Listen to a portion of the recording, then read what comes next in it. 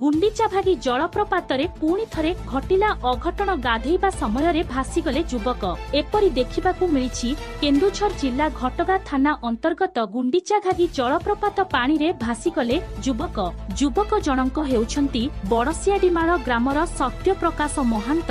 से आम्बुलांस ड्राइवर भाबे पारादीप रे कार्य करती। सत्यप्रकाश सांग मानक सहित गुंडीचा घागी जलप्रपात को बुलिबाकू आसीथिले। सांग सहित गाधौथिबा बेले सेठारे भासी जाइथिले। सांग माने बहुत खोजाखोजी करी सत्यप्रकाश न पाइबारु घटगां पुलिस और अग्निशम बाहिनी को खबर देइथिले। खबर पाई घटनास्थल रे घटगां पुलिस और अग्निशम बाहिनी पहुंची उद्धार कार्य जारी रखिछंती। केन्दुझररू दशरथ बारिकंक रिपोर्ट, श्रीक्षेत्र न्यूज। आम इनफर्मेशन पाइलु घटगां फायर स्टेशन थरवारे यही घटनास्थल आसला बेलू गोटे पिला अलरेडी बुड़ी जाइए निखोज अवस्था अच्छी जहाँफल आम ए खोजुचु खोजला सुधा एवं जो पानी पक्षर एवं पथर जीवा संभव नुह।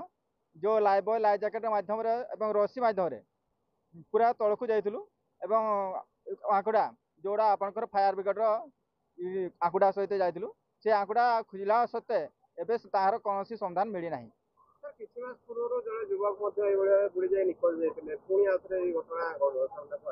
सर यहाँ समस्त को सतर्कता करा सत्ते एवं सुधा से सचेतन हो पारना से बारंबार कहला सत्ते एवं रेस्क्यू टीम आसवा सत्ते से अनुरोध करा प्रशासन कहला सत्ते भी मानुना सर।